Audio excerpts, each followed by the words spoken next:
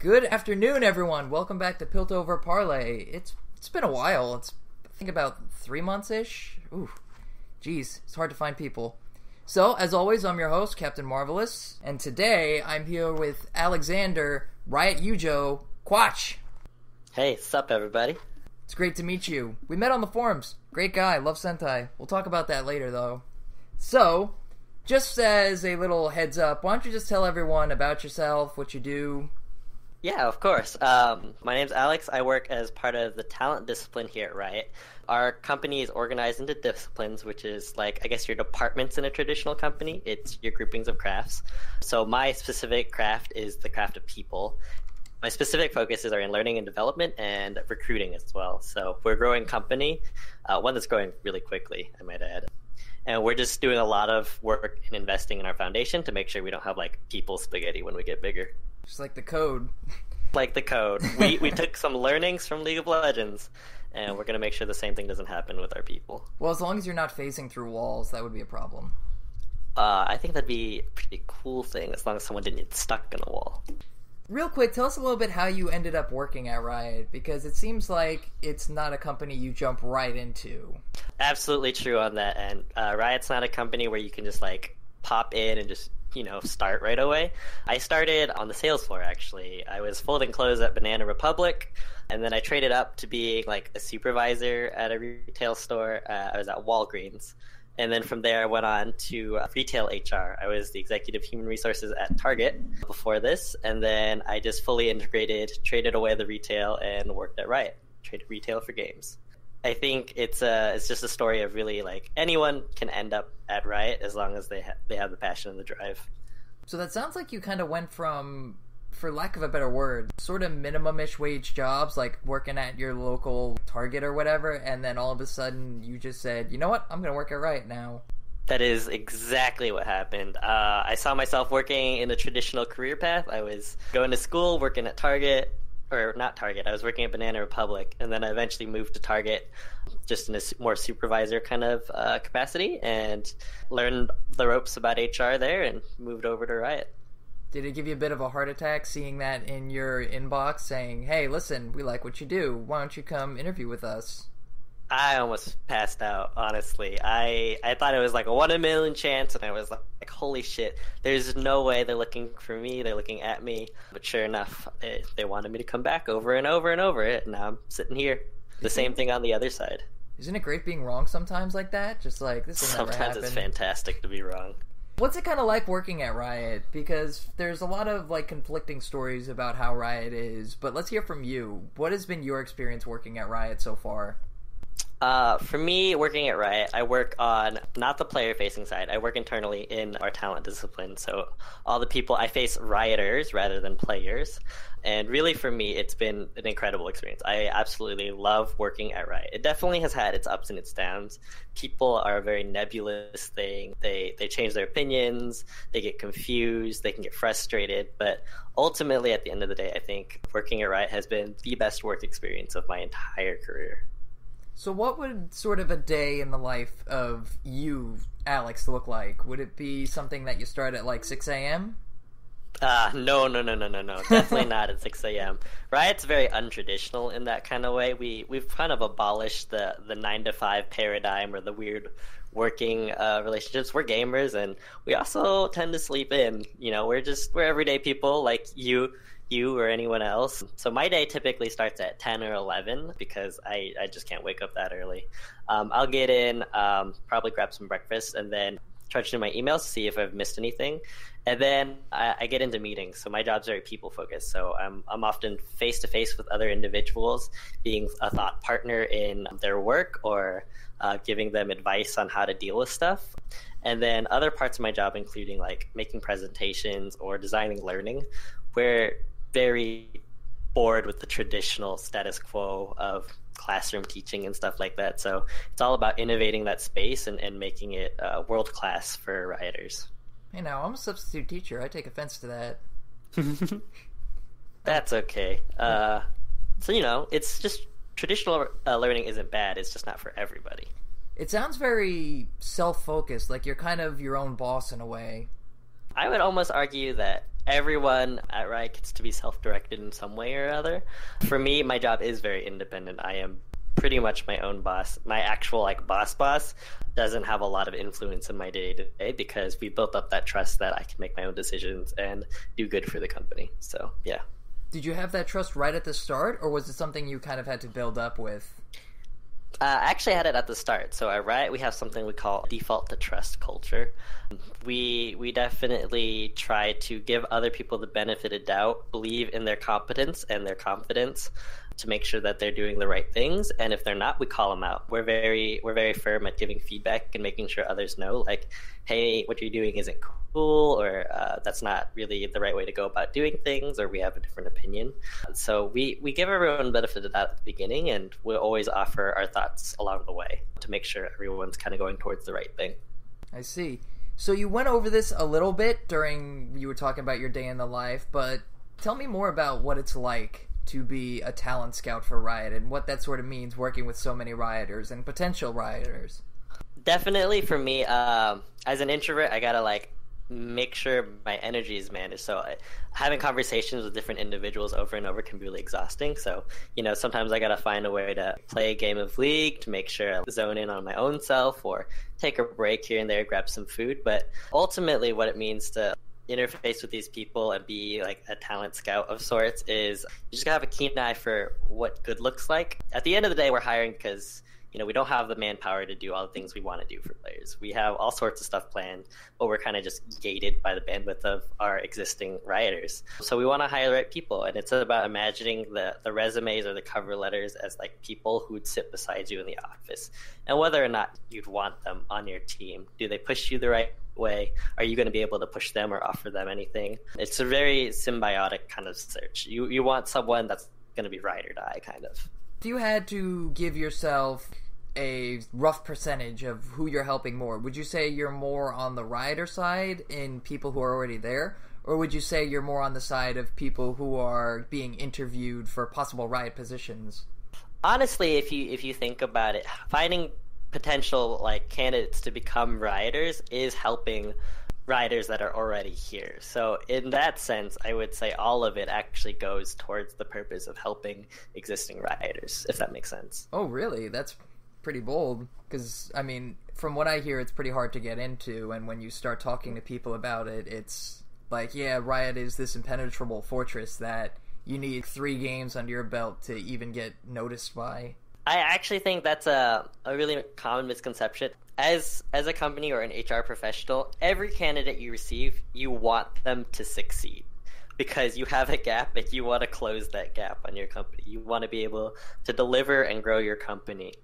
So the mindset at the very beginning is we want you to get in, and you don't need 3 games under your belt to get into Riot. That's definitely not true. I have never worked in the games industry, and I work at Riot, and now I'm looking for people too. We have a pretty open mind when it comes to looking for people to join Riot. We do have a high craft bar because we want our company to be world class. Our mission as a company is to become the most player focused organization in the world. And to be the best at that, we need the best people. So sometimes it can feel like an impenetrable force because we're looking for people who are good at what they do. Really, really good at what they do. But the other part of that is also being a player. And sometimes it's hard to marry those two. Sometimes it's like finding a unicorn. But we rather wait and hold out to find that unicorn than just hire anybody. I can totally see why you feel that way, or people can feel that way. So what you're telling me is that even Riot NA is trying to close the gap with Riot KR? Always. Have you ever seen Worlds? How many times has SKT won? Please, that hurts. Don't do that to me. All my feelings. I don't even have to see Worlds, just see hey, have you ever seen any international tournament ever? Shh. We're working on the script. We're trying to fix that. Our writers are stubborn, though. Hey, maybe you could, put out an application for some, Redditors. They got some good ideas. In essence, you've talked a lot about that, Riot is always looking for that unicorn and looking for that perfect person. What is some stuff that kind of, for lack of a better word, is a red flag for you that, okay, this person has potential? Would it be talent? Would it be experience? Would it be something that they've done, or even just a really awesome cover letter? So there are a few things that kind of make or break talent. The first is player empathy, or just being a gamer yourself. Different Rioters have different opinions on how much of a gamer you need to be to work at Riot. But we all agree at the very minimum, you need to have player empathy. And sometimes you don't have to be a player to have that. But our goal is to make the best game experiences for players and to be the most player experience company. And if you can't understand the pain of being a player, you probably shouldn't be working here, because it's not going to drive you to fix the things that are wrong, and you're not going to develop the best products for players if you're not a player. So that's one huge issue we have in some really like ungaming related parts of our company. We'll find people who are like HR experts, but they've never played a video game in their life.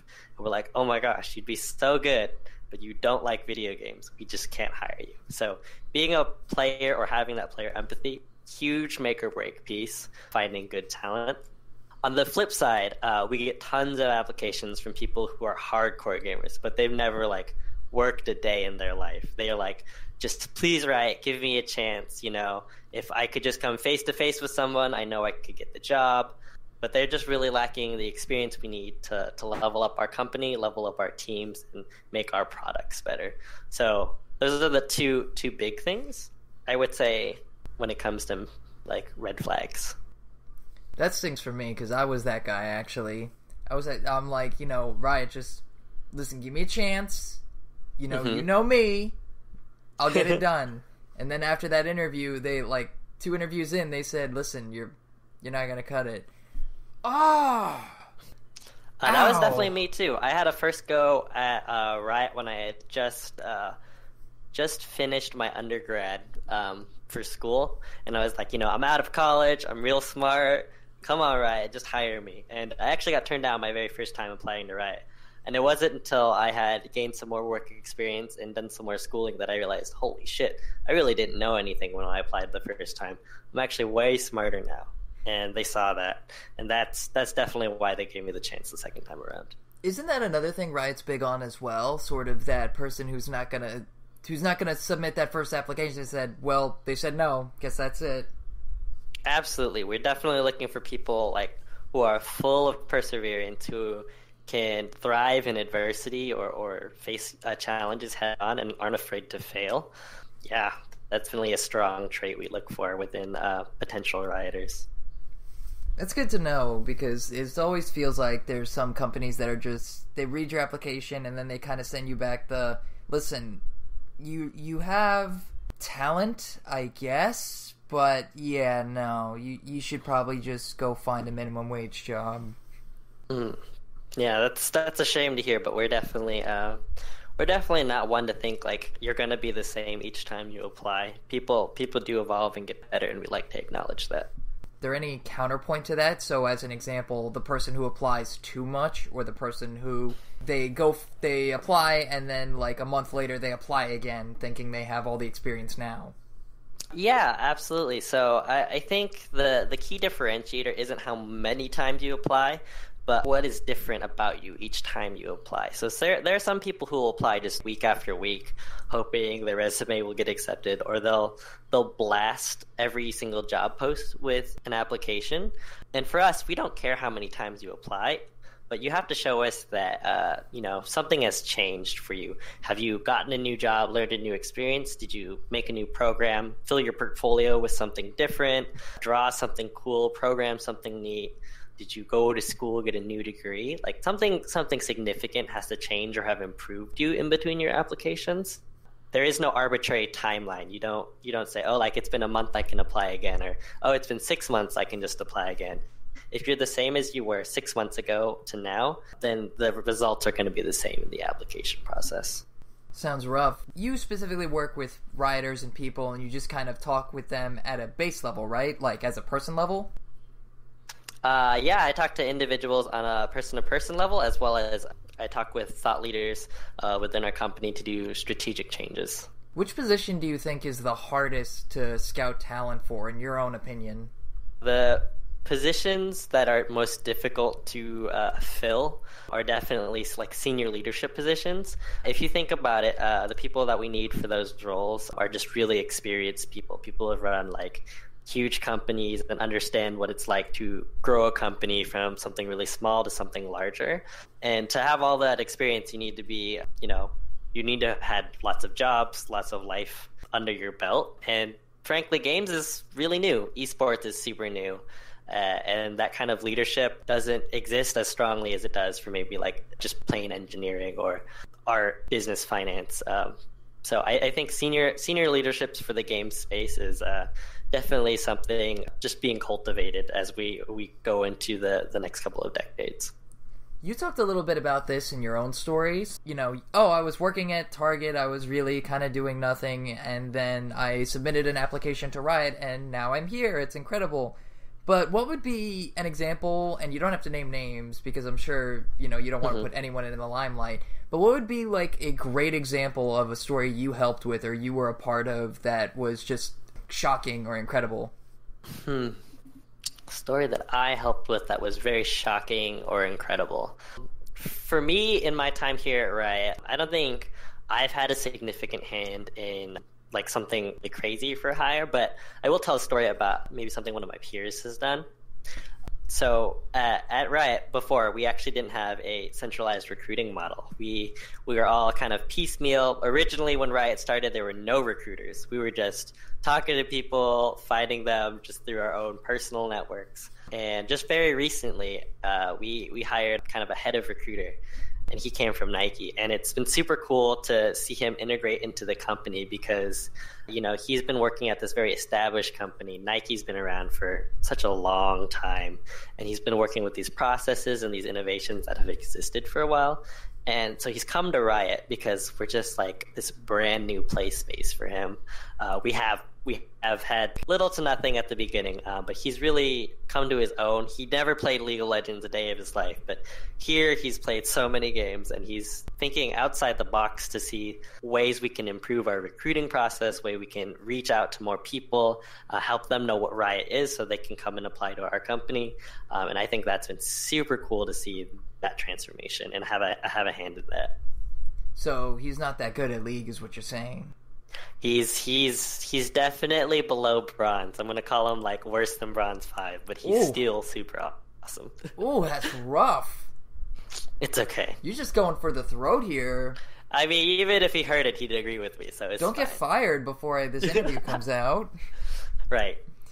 But as a counterpoint to that, I guess the logical opposite of that would be, well, what's kind of a situation where there was someone you maybe really believed in or someone who looked like they had a lot of potential, but there was just something that didn't click, or like a rioter where you kind of had to pull them aside and go, listen, this isn't working? Yeah, we had a guy on campus, and we had to talk to him, but he was super into League, super diehard fan. It was like, oh my gosh, I'm going to work at Riot. It's my dream come true. But day in and day out, the only thing he would do is like play games. He was just so into the gaming aspect of Riot that he let his kind of responsibilities fall to the side.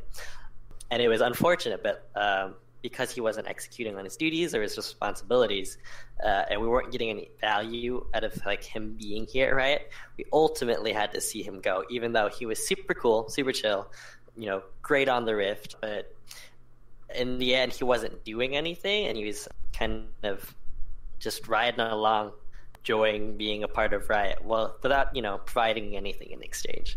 And that was, unfortunately, a time where we had to see, like, someone go. Is that something that's kind of common? I know for me, for instance, when I first got my application back and they were like, listen, we want to talk to you and interview you, there's sort of that little essence of being starstruck because it's, oh wow, this game I play and the company wants to interview me. But like that story just said, if you're too focused on something and not your job, and it could just kind of backfire and be negative. Is that something you kind of see a lot in applicants? I see that a lot in applicants, but not so much the people we hire. I think our hiring process is super rigorous, and so the people that we end up hiring, they understand that this is a job, even though it's a really cool job. We do value like the results you deliver, but oftentimes with applicants, I will see that, hey, I really love League of Legends, like I want to have Freaks babies, and we're like, okay, well, what can you do? And that's definitely happened more than a fair share of time with some applicants. Yeah. Have there ever been situations where it's someone who they apply for a job, or like you think they're really great for this one thing, but it ends up all they want to do is something else? So like that guy who, oh wow, he's incredible at business management and, you know, mathematics, but all he wants to do is make champions, and that's all he talks about, or she. I don't think anyone has ever made it there after being hired. It felt like, oh, I really want to do a different job. When we do our applications and our interviews, we look for like, what is the person's purpose or desire in interviewing here, right? Is this something they want to make a career out of in this space that they're applying to?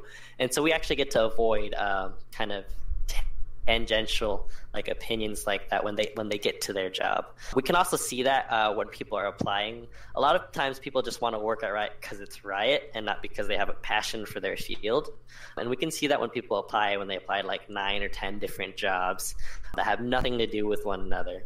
Oftentimes I've seen someone apply for like narrative, they want to write lore, while also applying for live broadcast and shoutcasting, into player support, which are all very different kind of fields of work. And it makes it very evident that like, I just want to work at Riot. I don't know what I do, I don't care what I do, but I just want to work at Riot. And that can sometimes be a very unattractive application. Do you think that's essentially a negative thing? So, for example, communication and writing is sort of, I would say, what I'm kind of good at. But at the same time, I would love to like make and design champion, not right off the bat, but like something I do on the side. Is that something that could be seen as a negative trait? So I guess it depends ultimately what you want to do in life and kind of like at Riot. If you're looking to apply to a specific job, say like in writing at Riot, you know, your ability to make champions or design characters or skits or skill sets or anything like that is probably not going to be super useful. It would be like a cool fact, like you said, like that's super cool, but you know, as long as you're making your writing done or you're getting your writing done, that's probably what we'd focus on, because we're trying to fill that need for our company. But definitely, like if it was like work impacting, like you just kept bugging the Champ Up team and you were like, hey, I have this really cool kit thing, and it was impeding your work, your ability to write, or for whatever you were hired for, then it would be kind of like a negative thing. So I'll just throw in my application now. I'll just go on the website. Just let's pause the interview real quick. I'm just no, I'm kidding. But in that sense, we've kind of gone over a lot of this, a lot of like what's being looked for, what's being kind of avoided. Do you have any more advice for people who are really kind of dead set on working at Riot, or people who are very interested in working on League? Yeah, I have a couple of pieces of advice. First, put yourself out there. A lot of times I'll actually be playing games, like actual games of League, and they'll be like, can I have a job at Riot? The first question usually is, have you applied? And oftentimes, more often than not, people are like, no. If you don't apply, we have no idea you exist, really. Aside from that kind of bit, I would say work on what you want to do. Don't make Riot kind of the destination. Riot should be somewhere along the destination. So for myself, I really want to dive deep into the growth and development of peoples and organizations, and I can do that at a lot of places. It just so happens that Riot wanted me to do it here, and I get to do it at Riot. It's a very cool extra fact that it's at Riot, and makes it even that much better. But it would make me happy to just be able to do this thing. So if you're an artist, make really fucking good art. You know, your goal shouldn't be making art at Riot. Your goal should be making super awesome art. And Riot, we will notice you if you make really awesome art. Or if you want to be an engineer, make some kick-ass code. Develop a really cool program. And if you apply to our company, like, we will notice if you're passionate about the coding space. Don't make it just Riot is be-all, end-all. Because a lot of the people that work here at Riot, they come from a lot of different backgrounds because they went off to pursue their passions.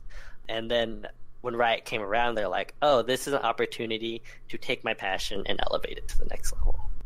Or innovate in a different space, really. That's awesome. That's actually a lot of what I've been hearing from people, and one of the major things that I've seen when people talk about Riot is that a lot of people, they kind of like, yeah, I want to work at Riot, and then when you ask them, then what else? Then they go, what do you mean, what else? Yeah, absolutely. Like, if I said, hey, you're gonna be, like emptying the garbage can every day for the rest of your life, but it'll be at Riot, is that gonna make you happy? Probably not, right?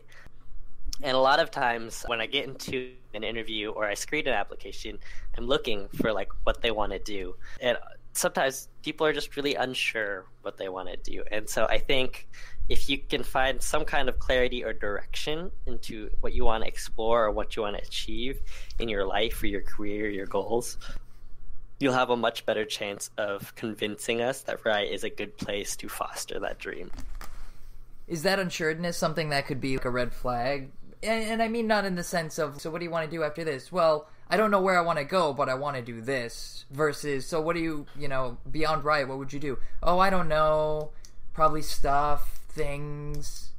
So I don't expect everyone that applies to have like their existential existence figured out, but being able to declare a passion for something is definitely something that we would want to hear. We want to hear you be excited about pursuing your craft or your area of work that you're applying to. So being able to like articulate that would be a red flag for me if I was sitting across the table.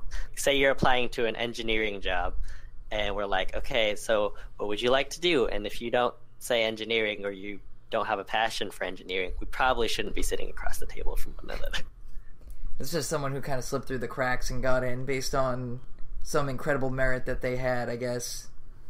It's not so much that like it's a slip through the crack, but a lot of times there have been instances where people are like on career paths because it's just what they were told to do. I've seen people who have studied data science. Why are you applying to this data science job?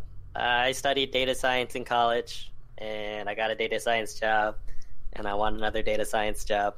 That, to me, isn't an example of passion for the space or the craft, but it's just kind of trudging along at some predetermined beat rather than being actively interested in the space and wanting to grow or develop or learn or explore. And I guess that in the essence, there's all these people who kind of both come and leave Riot, and in a sense, there's just a constant wheel of progression at Riot and beyond, right? Yeah, I would say people don't leave Riot as often as we need to hire, so that makes the wheels turn a little bit slower in that regard. But definitely there's a lot of learning and growth that just happens within Riot and then outside of Riot as well.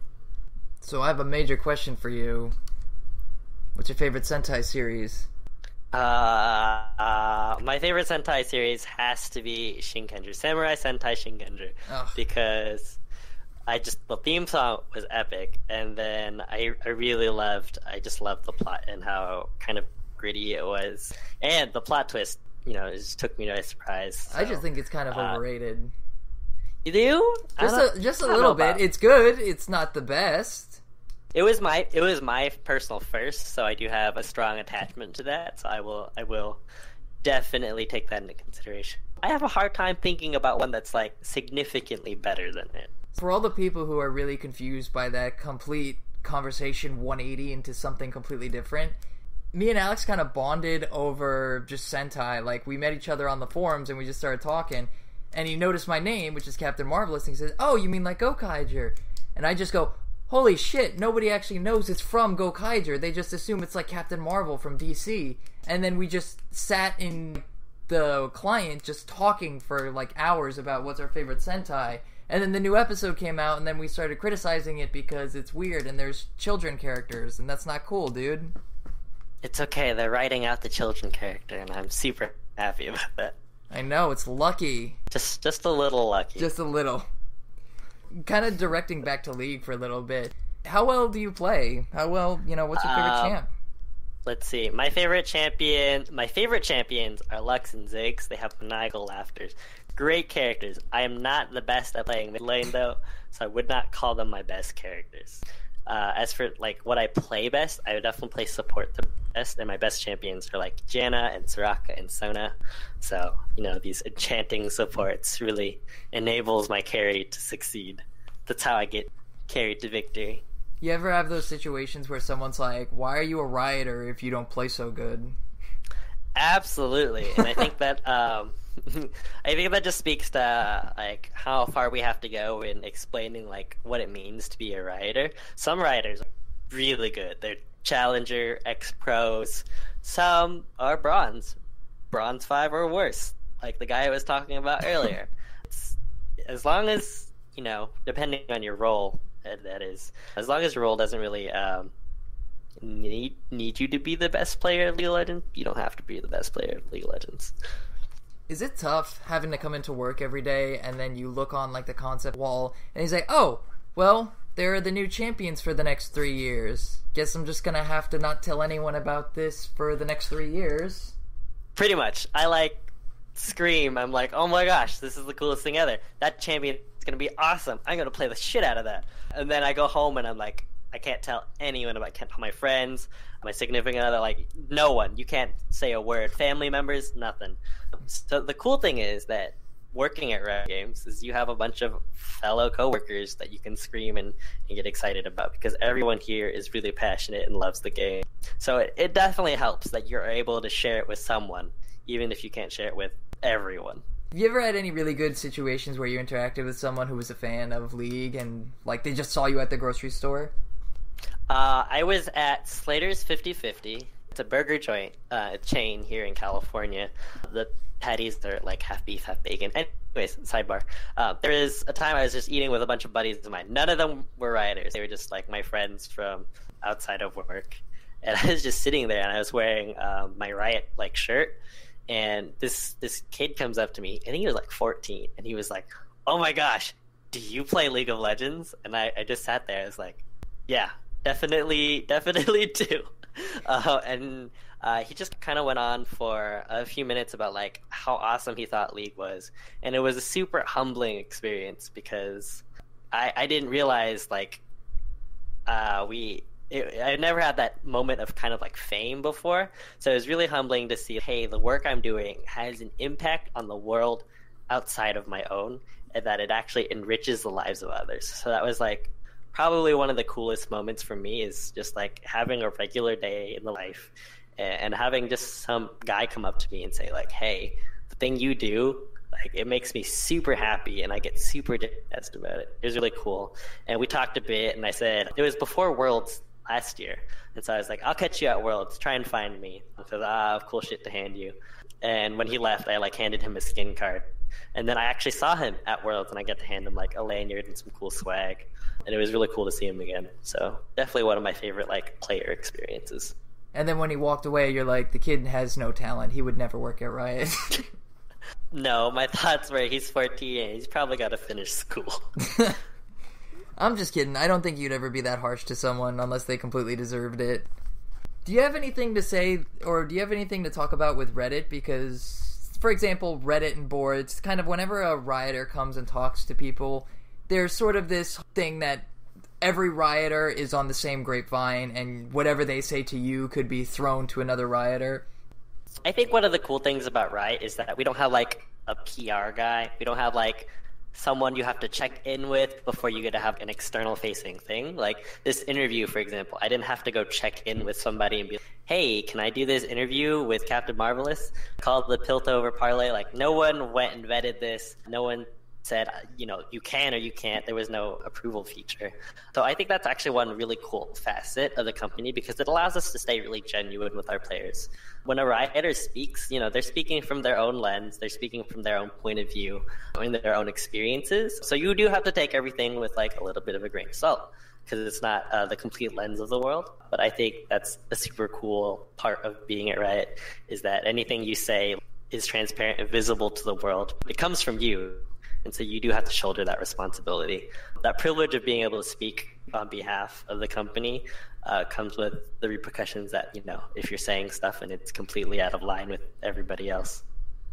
Okay, that's good, because if you had gone and asked people, hey, can I have this interview? They'd be like, oh, no, not that kid. No, just don't talk to him. Are you playing any other games other than League right now? Yeah.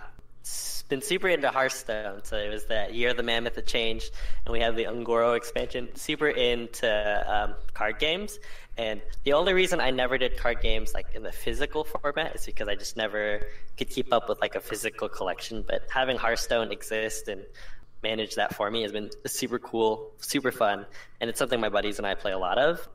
I've been also playing a lot of Persona 5. It's been my newest console addiction. If you guys haven't checked it out, it's a Japanese RPG, one of the darkest, grittiest stories I think that has come overseas, and a really great turn-based combat system. So it's been a lot of fun. Would you ever want to see something like that in the style of League, like a card game or like League Sona 5? You know, that'd be pretty fucking cool, but I think it'd be a really interesting way to translate our IP. League of Legends was definitely created in mind to be a hardcore, competitive, multiplayer experience, and that's why there's such a like diverse group of characters. I imagine if we did a solo RPG, we'd want a really like strong story, and we'd button it up to only like a few characters so you could be really invested in them. But that's just my musings. Definitely looking forward to whatever we produce next, yeah. And it'd have to be about Piltover, right? The best city? Piltover, best city, of course. Oh, you know, where else could we see the parlay? Finally, a man with culture. Of course, I'm refined. Last person I talked to, he said Jinx was the best. What's wrong with him? Why do you hire these people? Why did that get approved? He fell through the cracks. Yeah, totally fell through the cracks. Well, he is an LCS caster, so there's that too. So. Where do you see kind of Riot and League going in the next few years? What's if you had to think about where it was going, what would you say? You know, for me, League of Legends has been a genre-defining experience. This game has revolutionized the world of MOBAs, and I think it'll continue to do so. I think League of Legends has the capacity and the right people behind it to make sure we're keeping it fresh, we're keeping it cool, and people will still be engaged with it for years to come. And I think the same thing will be of the esports scene, and it'll just be more commonplace. As the kids who are enjoying esports now grow older, they'll have kids, and they'll be able to share it, and it'll just become a lot more mainstream, and I think that is a future I'm really looking forward to. As for like Riot Games as a company, I look forward for us, you know, putting the S in Riot Games. I know we have a bunch of other games. We have like Mechs vs. Minions, but I'm looking for that next like super online experience, and so I'm excited for our future when we release that, because it's going to make my job even that much more interesting. So you heard it here first. He knows stuff that we don't. He knows something's coming out. Badger him on Twitter about it. Badger any writer on Twitter. We're all gonna give you the same response. Can't wait for when that happens. Is there anything else you'd like to say to people listening, or maybe people interested in Riot? Anything at all? Yeah, I have a couple parting words. I think my first one is to anyone who aspires to be a writer. If you're looking to make it in games, and you don't think it's possible because you don't have any game experience, I am living, breathing, speaking proof that you don't have to have ever worked in video games to eventually work in video games. Just believe in what you want to do, believe in your dreams and your passions, and it will take you to the right place. My second kind of parting words are, go check out Super Sentai if you like Power Rangers. It is like Power Rangers, but 9,000 times better. Ooh. I kid you not. Go watch Super Sentai. You were just throwing that gauntlet there. I am. We're going to have all these angry Power Ranger fans in the comments. I will fight any Power Ranger fan who thinks Power Rangers is better than Super Sentai. The only exception I would probably make is for like RPM being better than Go Wander. Maybe that's where I am allowed to draw a fuzzy gray line. I don't know. I think In Space was better than Mega Ranger, but that's just me. I don't know. It's hard to divorce because they're written for different audiences, but I don't think the writing was as buttoned up for Mega Ranger. Like, there was the random Adam cameo where he's got a power coin that's functioning, but it shouldn't function.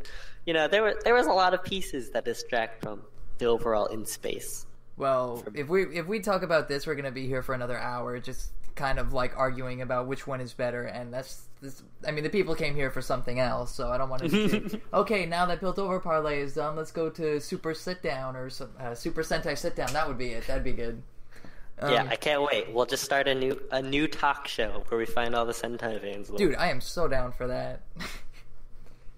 As a wrap-up, if you guys want to get in touch with Alex more, you can find him on Twitter. You'll see it in the description or right up there at QuatchWatch.